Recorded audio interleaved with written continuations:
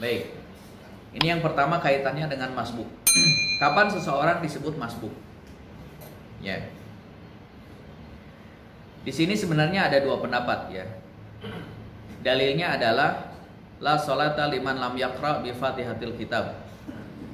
Jadi tidak sah sholat ketika tidak membaca Al-Fatihah. Pertanyaan kemudian adalah bagaimana kalau kita sholat kemudian kita ketinggalan surat Al-Fatihah? Gitu. Apakah itu termasuk masbuk atau tidak? Gitu. Ya. Nah, dari sini kita bisa mendapatkan ada sebagian yang mengatakan bahwa ketika kita ketinggalan Al-Fatihah, maka kita masbuk. Maka kita masuk masbuk. Misalkan ketika sholat maghrib, misalkan pas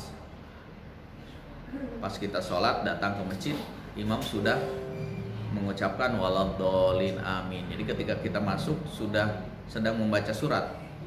Apakah itu masuk masbuk atau tidak? Sebagian kalangan itu dikatakan sudah masbuk. Ya. Tetapi yang dijelaskan di sini adalah itu tidak termasuk masbuk. Kenapa? Karena ada dalil. Ada dalil sahih. Redaksi dalilnya adalah ini, man adrakas shalah, man adrakar ruku'a, faqad adrakar rakaah. Barang siapa yang mendapatkan ruku bersama imam, maka dia mendapatkan rakaat tersebut. Artinya tidak masbuk. Ya. Sehingga jumhur mengatakan dari hadis ini yang dimaksud dengan rakaat di sini adalah ruku.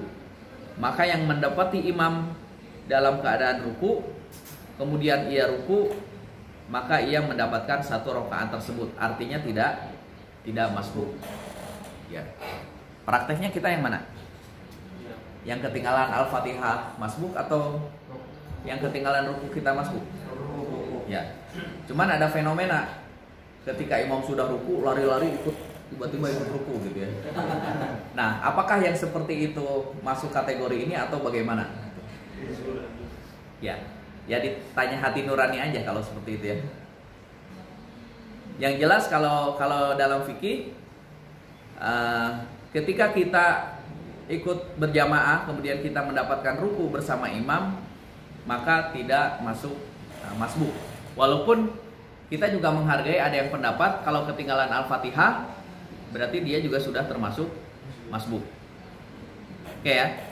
Nah, dalam hal ini ya, di dalam buku Bidayatul Mujtahid ternyata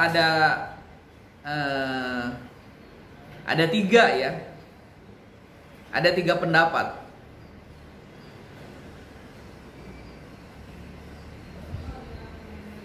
Misalkan mendapati ruku imam dan sebelum bangkit dari ruku. Kemudian sebelum imam ruku, bila telah ruku maka masbuk. Kemudian imam sudah bangkit dari ruku, tapi makmum belum. Berarti persekian yang ketiga itu persekian detik ya. Ya, ini dirinci lagi ya, dirinci lagi. Jadi yang dimaksud mendapati ruku bersama imam itu seperti apa? Ya. Mendapati ruku imam sebelum bangkit dari ruku. Jadi kalau sudah bangkit dari ruku, sami Allahu liman hamidah, berarti tidak mendapati ruku tersebut. Gitu. Atau kalau di sini sebelum imam ruku, bila telah ruku maka masbuk. Sebelum imam ruku, jadi Allahu Akbar gitu, pas misalkan setelah selesai baca surat walam yakul lahu kufuwan ahad, misalkan Allahu Akbar, nah kita ruku bersama imam Allahu Akbar. Jadi ketika imam ruku kemudian kita datang, kemudian tiba-tiba ruku, nah ini ada pendapat ini, berarti itu tidak mendapati imam sedang ruku karena posisinya imam sudah ruku. Atau yang ketiga ini, imam sudah bangkit dari ruku tapi makmum belum. Jadi imamnya sudah sami Allahu liman hamidah, makmumnya masih sedikit lagi. Cuman kan perbedaannya secara di lapangannya paling sepersekian detik ya. Sami Allahu liman hamidah, baru makmum ruku, Rabbana lakal hamdu, kita datang gitu kan. Jadi pas secara praktek di lapangannya agak susah memang kalau yang ketiga ini. Ya. Masuk yang ini. Hah? Masuk yang lari. Yang lari itu ya. Ya. Nah, kalau bagi kita secara kehati-hatian ya, ketika imam ruku kemudian kita ruku, itulah yang dimaksud ruku bersama imam gitu ya. Kalau misalkan yang sebelum imam ruku, bila telah ruku maka masbuk, ini juga sebelum gitu ya, sebelum ruku kan berarti bukan ruku. Tapi yang jelas di dalam fikih ada penjelasan tentang ini. Ya. Tapi definisi bagi kita adalah ketika imam ruku, kita datang kemudian ruku bersama imam, berarti kita termasuk ruku bersama imam dan tidak masbuk. Gitu ya. Baik. Nah, kemudian yang kedua, nah ini sebenarnya waktu pertemuan pertama atau pertemuan kedua sudah pernah ditanyakan ya. Jadi ketika masbuk, kapan waktu berdiri? Jadi waktu berdiri orang masbuk untuk menyempurnakan rakaat yang terlewat, berdirinya kapan? Ini juga ada, mudah-mudahan kebaca ya. Ada 3 ya. Jadi kalau Imam Abu Hanifah, seseorang yang masbuk berdiri untuk menyempurnakan rakaatnya yang terlewat setelah imam salam. Ya sudah jelas ya. Kalau sebelum salam tiba-tiba kita berdiri, berarti sholatnya batal. Imam Malik, disunahkan bagi yang masbuk untuk menyempurnakan rakaat yang tertinggal setelah imam menyelesaikan kedua salamnya. Jadi kalau Imam Malik, assalamualaikum ke kanan, assalamualaikum ke kiri, baru kita boleh berdiri. Gitu. Kalau Imam Syafi'i, nih, seorang yang masbuk untuk menyempurnakan rakaat yang luput setelah salam kedua imamnya, Imam Syafi'i juga sama dengan Imam Malik. Jadi kalau Imam Syafi'i harus sempurna dulu salam imam itu, assalamualaikum warahmatullah, assalamualaikum warahmatullah, baru boleh berdiri untuk menambah atau untuk menyempurnakan kekurangan sholat tersebut. Kalau, nah ini, jika ia berdiri sebelum salam imam dan tidak kembali untuk berdiri setelah salamnya, maka sholatnya berubah menjadi sunnah. Intinya batal sholatnya. Sholat wajibnya tersebut batal. Gitu. Kalau Imam Abu Hanifah, karena di pembahasan kemarin kan rukun salam itu kan salam yang pertama, assalamualaikum warahmatullah, itu sudah masuk rukun. Jadi ketika sudah salam pertama kemudian kita berdiri, ini tidak masalah, tidak batal sholatnya. Kalau menurut pendapatnya Imam Abu Hanifah. Tapi kalau menurut pendapatnya Imam Malik dan Imam Syafi'i, harus selesai dulu salamnya 2 kali. Assalamualaikum warahmatullah ke kanan, assalamualaikum warahmatullah ke kiri, baru kita berdiri. Gitu ya. Jadi di sini ada 2 pendapat intinya. Pendapat yang pertama, walaupun imam baru salam 1 kali ke kanan, kita sudah boleh berdiri dan sholat kita tidak batal. Pendapat yang kedua, harus selesai dulu salamnya ke kanan dan ke kiri, baru kita boleh berdiri. Yang tidak boleh itu adalah imam belum salam, kita sudah berdiri. Itu sholatnya batal. Berarti harus mengulangi dari awal. Nah itu yang kelirunya. Minimal imam sudah salam ke kanan, kita boleh berdiri. Atau kalau pendapatnya Imam Malik dan Imam Syafi'i, ketika tadi ya, assalamualaikum warahmatullah, assalamualaikum warahmatullah, baru kita berdiri. Nah kalau yang poin pertama, jadi ketika kita mendapati imam, apabila kamu datang untuk sholat, padahal kami sedang sujud, maka bersujudlah. Kita kan sering lihat ya, misalkan posisi sedang sujud, kemudian kita datang, nunggu imam berdiri gitu, duduk dulu, ngobrol dulu, lihat HP dulu gitu ya. Padahal harusnya ketika kita mendapati kondisi apapun jamaah tersebut misalkan sedang sujud, ya kita langsung sujud, Allahu Akbar, langsung kita sujud. Gitu ya. Itu yang pertamanya. Yang poin pertama. Jadi mengikuti kondisi imam atau berjamaah saat itu. Ketika sedang sujud kita datang, Allahu Akbar, kemudian kita langsung sujud. Kemudian setelah itu ikut bersama imam. Ya. Nah, yang ini yang pernah ditanyakan oleh pernah saya jelaskan ya. Nah, bagaimana teknis untuk menyempurnakan rokaat yang tertinggal tadi? Ini ada dua pendapat. Ada pendapat yang menghitungnya, misalkan sholat maghrib, kita masuk ketika sholat jamaah itu kita masuk rokaat kedua, ketinggalan lah ya. Atau misalkan kita tidak mendapatkan ruku bersama imam, imam sudah sujud gitu ya.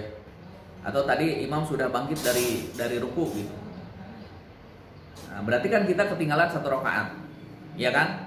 Nah kemudian ikutlah bersama imam sampai misalkan rokaat yang ketiga. Kalau maghrib kan kemudian salam, assalamualaikum warahmatullah, assalamualailah warahmatullah, kemudian kita berdiri. Nah ketika kita berdiri menghitungnya apakah itu rokaat pertama atau rokaat terakhir, ya kan? Nah itu perbedaannya. Jadi nih, jumhur ulama, Imam Abu Hanifah, Imam Malik, Imam Ahmad, bahwa apa yang didapati seorang masbuk dari sholatnya bersama imam maka itu adalah akhir sholatnya, ya kan? Dan apa yang disempurnakan oleh seorang masbuk adalah rokaat awal sholatnya. Begitu ya? Jadi menghitungnya kalau jumhur ulama,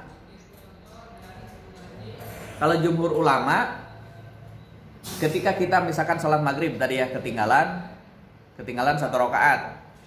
Nah kemudian salam kan, rokaat ketiga, assalamualaikum, salam. Nah kita berdiri lagi. Kalau jumhur ulama itu menghitungnya adalah rokaat pertama. Berarti di situ ada Al-Fatihah, kemudian ada surat. Berarti yang selama ini kita kerjakan yang mana?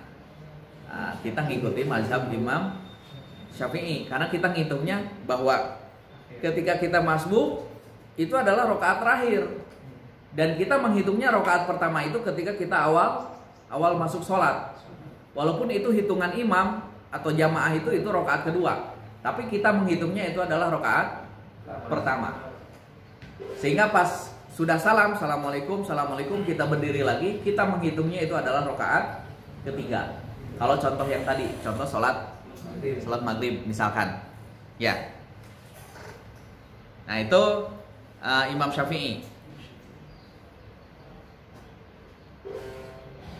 Dengan berdasarkan dalil, maka apa yang kamu dapati bersama imam, sholatlah, dan apa yang kamu luput bersama imam atau ketinggalan, maka sempurnakanlah. Nah ini intinya di sini ada dua pendapat, ya. Dan ternyata yang selama ini kita kerjakan menurut pendapat yang kedua, ya, yaitu mazhab berdasarkan mazhab Imam Syafi'i. Baik. Nah kemudian yang selanjutnya dia adalah waktu yang dilarang sholat, ya, tidak boleh, walaupun nanti ada pengecualian. Di sini la salata ba'da subhi hatta tarfa syams, wala salata ba'dal asri hatta taghiba syams. Ya. Jadi tidak boleh sholat setelah subuh sampai ya matahari tinggi, yang kita sebut dengan sholat syuruk ya. Kalau sudah terbit matahari itu sudah boleh. Atau tidak ada sholat setelah sholat asar sampai taghib syams, berarti sampai maghrib. Jadi kalau sholat maghrib sudah boleh. Ya, sehingga dalam fikih ada 5 ya, 5 waktu yang dilarang sholat. Ketika mulai terbit matahari, ketika matahari tepat di tengah-tengah sebelum zuhur ya, tengah-tengah. Kalau kita berdiri belum ada bayangan ke kanan, belum ada bayangan ke kiri kalau siang. Atau ketika mulai tenggelam ya, mulai tenggelam matahari ya. Karena kalau maghrib itu kan setelah tenggelam atau setelah subuh sampai matahari terbit ya. Atau setelah sholat asar sampai matahari terbenam ya. Ini larangan sholat, tidak boleh sholat ya, tidak boleh sholat. Tetapi ada pengecualian ya, pengecualiannya adalah diantaranya yang disebutkan oleh Imam An-Nawawi. Ada 2 jenis sholat ya. Yang pertama adalah sholat wajib, yang kedua adalah sholat sunnah yang dikerjakan karena ada sebab. Ini pengecualian. Misalkan sholat wajib, walaupun tadi misalkan setelah asar, sebelum matahari terbenam, karena sholat wajib, karena ketiduran gitu, kita bangun, misalkan sekarang kan maghrib, kita bangun setengah 6, kita belum sholat asar gitu ya, itu boleh walaupun itu dalam waktu larangan sholat. Atau misalkan subuhnya kesiangan gitu, jam 5 bangun, baru bangun jam 5, padahal subuh sekarang jam 4 gitu kan. Nah itu boleh. Tapi kan belum terbit matahari jam 5 itu kan. Belum kan, jam 5 sekarang belum terbit matahari kan. Belum. Nah itu boleh, berdasarkan pendapatnya Imam An-Nawawi. Jadi ada pengecualian. Atau misalkan sholat sunnah. Sholat sunnah misalkan karena ada sholat gerhana gitu ya, ada sholat syukrul wudu, misalkan setelah wudu kita sholat 2 rakaat. Sholat semacam ini mazhab Imam Syafi'i, sholat sunnah semacam ini untuk bisa, artinya boleh dikerjakan di waktu-waktu terlarang tersebut ya, walaupun bahkan tidak makruh ya, artinya boleh. Jadi pengecualian karena ada sebab. Misalkan tadi ada sholat gerhana, walaupun itu misalkan di waktu sebelum zuhur, misalkan pas gerhana matahari kita sholat, ya nggak apa-apa. Atau misalkan ketika setelah subuh, misalkan pas gerhana bulan, kan pernah ya, jadi pas gerhana bulan itu pas waktunya itu pas menjelang subuh sampai setelah subuh, kan pernah kejadian ya pas gerhana bulan, itu silahkan.